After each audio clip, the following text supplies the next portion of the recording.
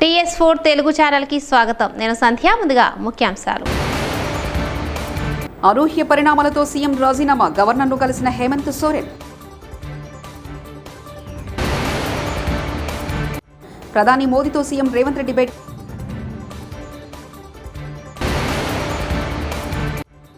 రాజధాని మార్చకుండా ఏమైనా చేయొచ్చా? చంద్రబాబు ఏమన్నారంటే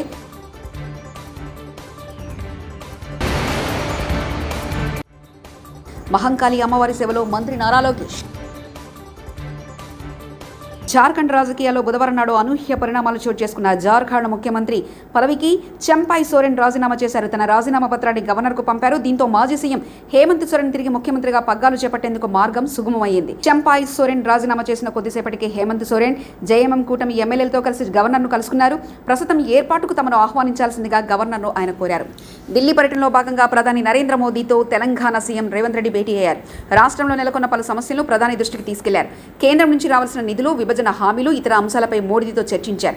అంతకుముందు హోంమంత్రి అమిత్ షాతో సైతం సీఎం భేటీ అయ్యారు. తెలంగాణ మంత్రివర్గ విస్తరణ, టీపీసీసీ ఎన్నికపై రేవంత్ రెడ్డి ఇప్పటికే పార్టీ అధిష్టానంతో చర్చించారు. 2 రోజు పర్యటనలో భాగంగా మోదీ అమిత్ షాలను కలవడం ప్రాధాన్యత సంతరించుకుంది. ముఖ్యమంత్రితో పాటు డిప్యూటీ సీఎం బట్టి విక్రమార్క కూడా మోదీని కలిశారు. ఏపీ రాజధాని అమరావతిపై శ్వేతపత్రం విడుదల సందర్భంగా మీడియా ప్రతినిధులు అడిగిన పలు ప్రశ్నలకు సీఎం చంద్రబాబు సమాధానాలు ఇచ్చారు.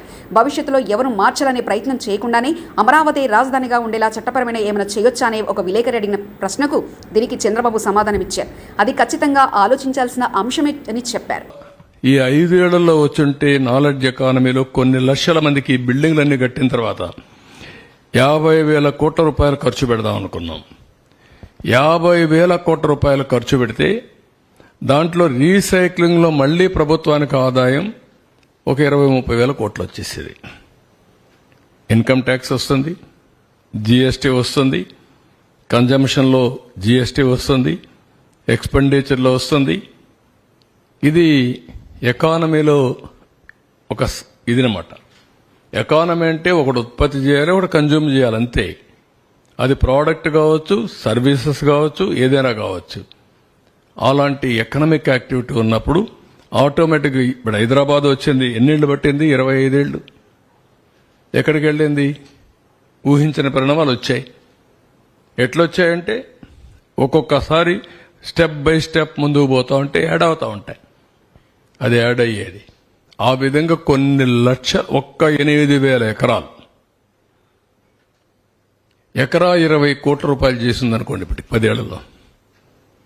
What is income? మాజీ మంత్రి నారా లోకేష్ గుంటూరు జిల్లా దుగ్గిరాల మండలంలో పర్యటించారు. కంఠంరాజు కొండూరులో మహంకాళి అమ్మవారిని దర్శించుకున్నారు. అమ్మవారికి సారె సమర్పించి ప్రత్యేక పూజలు నిర్వహించారు. అనంతరం ఆలయ అర్చకులు ఆయనకు అమ్మవారి తీర్థప్రసాదాలు చిత్రపటాన్ని అందజేశారు. వేద పండితులు ఆశీర్వచనాలు ఇచ్చారు.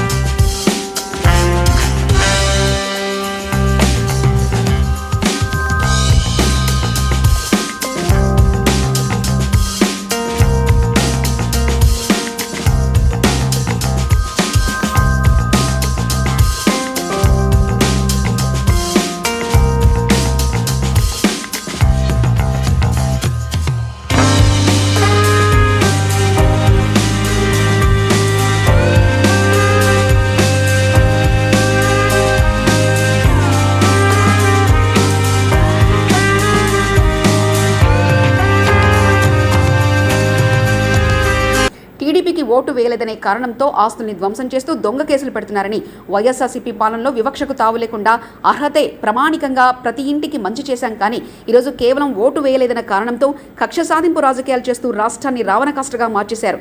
రైతులకు పెట్టుబడి సాయం, బడికి వెళ్లే పిల్లలు ఎంతమంది ఉంటే అంతమందికి 15,000, ప్రతి అక్కా చెల్లెమ్మలకు నెలకు 1,500 ఇస్తామన్నారు.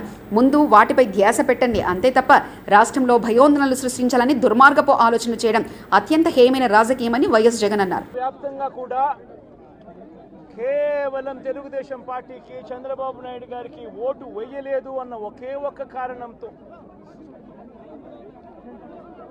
ఒకే ఒక కారణంతో ఏకంగా ఆస్తులను ధ్వంసం చేస్తూ ఉన్నారు, దొంగ కేసులు పెడతా ఉన్నారు. వీళ్ళే కొడతారు, మళ్ళీ వీళ్ళే అటువైపున ఉన్న వారి మీద వాళ్ళు కొట్టారు అని చెప్పి కేసులు పెడతారు. ఇంతటి దారుణంగా ఈరోజు రాష్ట్రంలో పరిపాలన సాగిస్తూ ఉన్నారు. నేను అడుగుతా ఉన్నా, ఇదే గత 5 సంవత్సరాల కాలంలో వైఎస్ఆర్సీపీ పరిపాలనలో ఉండగా, వైఎస్ఆర్సీపీ ప్రభుత్వంలో ఉండగా అప్పుడు జగన్ ఏం చేశాడు?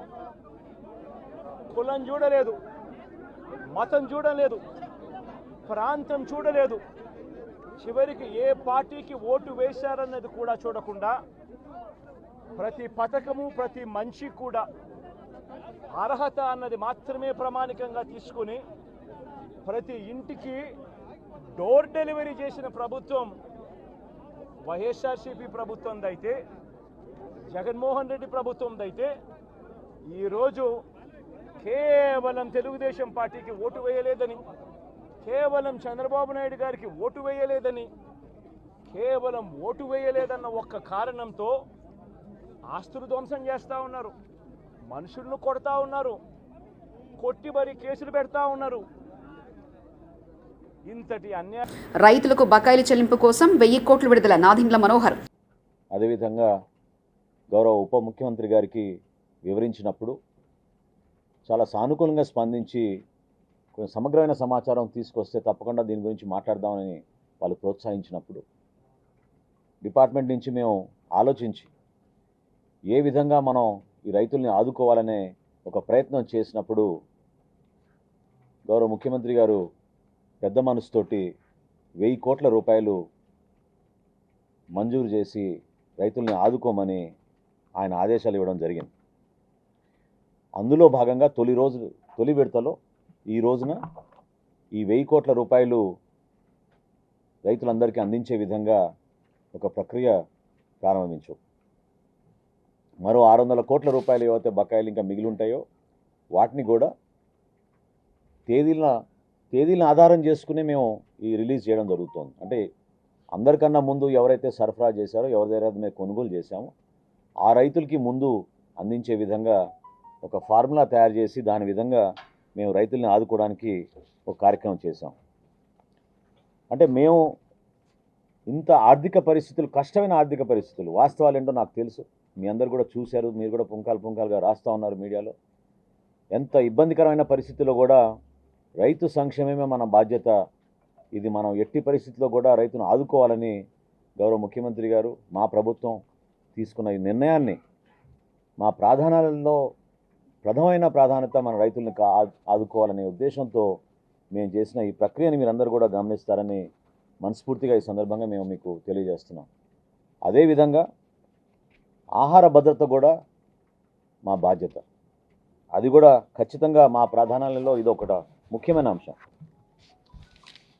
ఇది పూర్తిగా మేము చిత్తశుద్ధితోటి నిజాయితీగా అమలు చేయాలని, ఒక మార్పు తీసుకురావాలని మేము చేస్తున్న ఈ ప్రయత్నంలో ప్రతి ఒక్కరు కూడా సహకరించమని మనస్ఫూర్తిగా ఈ సందర్భంగా కోరుకుంటున్నాను. ఎందుకంటే ప్రజా పంపిణీ వ్యవస్థ ద్వారా అందించే బియ్యం మరియు ఇతర నిత్యావసర సరుకులు ఖచ్చితంగా సక్రమంగా నాణ్యతతోటి ప్రజలకు అందే విధంగా మేము చర్యలు చేపట్టబోతున్నాం. అందులో ఏ మాత్రం కూడా తూకంలో తేడా వచ్చినా లేదా సరుకు పక్కదారి పట్టించాలని కొంతమంది ప్రయత్నించినా ఎవరిని కూడా వదిలే ప్రసక్తే లేదు. చాలా కఠినంగా వ్యవహరిస్తాం. ఉదయమే మేము సమీక్షా సమావేశం ఏర్పాటు చేసుకున్నప్పుడు కమిషనర్ గారితో, ఎండీ గారితో నేను చెప్పింది ఏంటంటే, ఈ నెల మేము చేస్తున్న పంపిణీ కార్యక్రమంలో 251 MLS పాయింట్స్లో ఆల్రెడీ తనిఖీలు జరిగినాయి. అదేవిధంగా ఫేర్ ప్రైస్ డీలర్స్ మరియు మొబైల్ డిస్పెన్సింగ్ యూనిట్స్, MDUs అంటాం, ఈ వాహనాలు ఏవైతే తీసుకొచ్చి వీళ్ళు పంపిణీ చేస్తున్నారో వాళ్ళు సక్రమంగా పంపిణీ చేస్తున్నారు లేదా అనే బాధ్యత మా జిల్లా యంత్రాంగం పైన ఉంటుంది. స్థానికంగా ఉన్న డిస్ట్రిక్ట్ సప్లై ఆఫీసర్, జాయింట్ కలెక్టర్లు, సివిల్ సప్లైస్ డిప్యూటీ తహసీల్దార్లు వీళ్ళందరూ కూడా అప్రమత్తంగా ఉండి సమాచారం తెప్పించుకుని ఎక్కడ కూడా పొరపాటు జరగకుండా సక్రమంగా ప్రతి కార్డుదారుడికి సరైన తూకంతో బియ్యం అందించే ఈ కార్యక్రమాన్ని జాగ్రత్తగా నిర్వహించాల్సిన బాధ్యత వాళ్ళందరిపైన ఉంటుంది. ఇంకా ఎన్నో మార్పులు తీసుకొస్తాం రాబోయే రోజుల్లో. నేను మరొకసారి రాష్ట్ర ప్రజలందరికీ కూడా మా ప్రభుత్వం చేపట్టబోయే ప్రతి కార్యక్రమం కూడా ఖచ్చితంగా నిజాయితీగా ఉంటుంది, పారదర్శకంగా ఒక మంచి విలువలతో కూడిన రాజకీయాలతో నిండి మనస్ఫూర్తిగా ప్రజలకి మంచి అధికారం చూపించాలనే ఉద్దేశంతో మేము కష్టపడి పనిచేస్తున్నాం. సో ఈ వ్యవస్థలో ఉన్న ప్రతి ఒక్కరూ దయచేసి వాళ్ళు కూడా ఆ మార్పు చూపించాలి. కష్టపడాల్సిన అవసరం వచ్చింది. మన రాష్ట్రాన్ని మనం కాపాడుకోవాలి. ఈరోజున్న పరిస్థితిని మనం మార్చుకోవాలనుకున్నప్పుడు నిజాయితీగా పనిచేయాలి. అందులో భాగంగా గత వారం రోజుల నుంచి మీరు చూశారు, రాష్ట్ర వ్యాప్తంగా ఎక్కడైతే బియ్యం అక్రమంగా ఎగుమతులకు పాల్పడుతున్నారో, ఒక అడ్డాగా కేర్ ఆఫ్ అడ్రస్గా కాకినాడ పోర్ట్ని మార్చేశారో అక్కడ తనిఖీలు విస్తృతంగా చేశాం. ఇప్పుడు వరకు మేము చేసిన తనిఖీల్లో 35,404 మెట్రిక్ టన్నులు సీజ్ చేయడం జరిగింది. ఈ 35,404 మెట్రిక్ టన్నులు సీజ్ చేసినప్పుడు సుమారుగా చూచాయిగా 159 కోట్ల రూపాయలు దాని విలువ. ఇది బహుశా ఇది ఏ రాష్ట్రంలోనూ ఈ విధంగా జరిగి ఉండదు. ఈ ఫుడ్ మాఫియాని మాత్రం మనం ఎట్టి పరిస్థితుల్లో కూడా ఉపేక్షించే సందర్భం రాకూడదు. ఈ మాఫియా ఏ విధంగా వ్యవస్థీకరించిందో మన కాకినాడ పర్యటనలో మీరందరూ చూశారు. చాలామంది మీడియా మిత్రులు, అధికారులు కూడా మేము మొట్టమొదటిసారి మమ్మల్ని కాకినాడ పోర్ట్లో గేటు దాటి మమ్మల్ని రానిచ్చారనే విషయం చెప్పినప్పుడు నేనే ఆశ్చర్యపోయాను.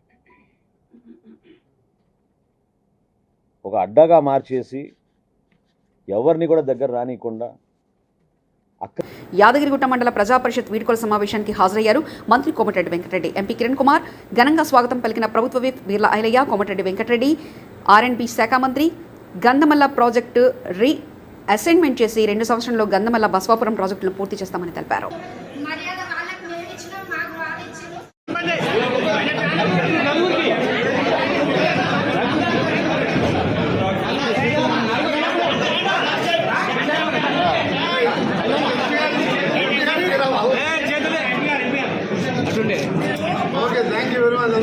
ప్రభుత్వం లేకున్నా అధికారులతో కొట్లాడి నాట్యం కొట్లాడి ప్రజలకు అందుబాటులో సేవ చేసిన మీ అందరినీ కూడా అభినందిస్తూ రాబోయే కాలంలో మళ్ళా మీరు ప్రజాప్రతినిధులుగా ఎన్నికై రావాలని కూడా ఆశిస్తున్నాను.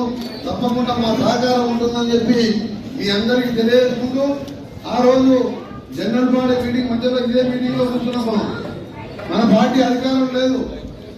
అప్పుడు మనం డిస్కస్ చేసుకున్న సమస్యల మీద మాట్లాడితే కరెంట్ ఏమి అంటే, సార్ మండలంలో అన్ని ట్రాన్స్ఫార్మర్లు లో వోల్టేజ్ ఉన్నది, వోల్టేజ్ ఎక్కువ రైతులకు ఇబ్బంది అవుతుంది, ట్రాన్స్ఫార్మర్ కావాలంటే ఒక వారం 10 రోజుల్లోనే మీ ముందరనే ఫోన్ చేసి 20 ట్రాన్స్ఫార్మర్లు ఒకటే రోజు ఫిట్ చేయడం జరిగింది.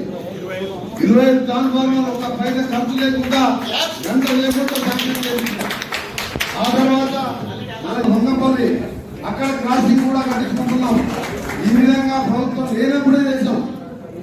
ఇంకా ఒకటే చివరి మాట చెప్తున్నా, నన్ను ఎంపీగా మీరందరూ ఆ రోజు ఎంతో ఆశీర్వదించి ప్రభుత్వం టీఆర్ఎస్ రెండోసారి అప్పుడే అధికారంలోకి వచ్చింది. మీరు భుజాల మీద మోసుకొని ఉండేల్లో పెట్టుకొని మీ సొంత డబ్బుతో నన్ను ఎంపీగా గెలిపించారు.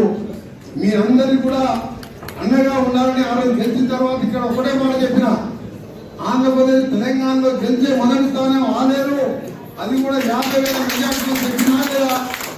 ఇక్కడ టీవీ వాళ్ళు కూడా వాళ్ళే ఉన్నారు, పాత రిపోర్టర్లే చెప్పైనా లేదా? మొదటి రోజు ఏమైనా ఆఖరికి 50,000 130 ఓట్లు తక్కువ వచ్చినాయి. అనూహ్య పరిణామాలతో సీఎం రాజీనామా, గవర్నర్ను కలిసిన హేమంత్ సోరెన్.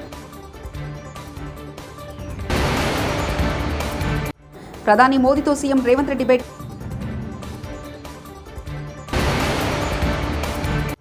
పెట్టి రాజధాని మార్చకుండా ఏమైనా చేయొచ్చా? చంద్రబాబు ఏమన్నారంటే,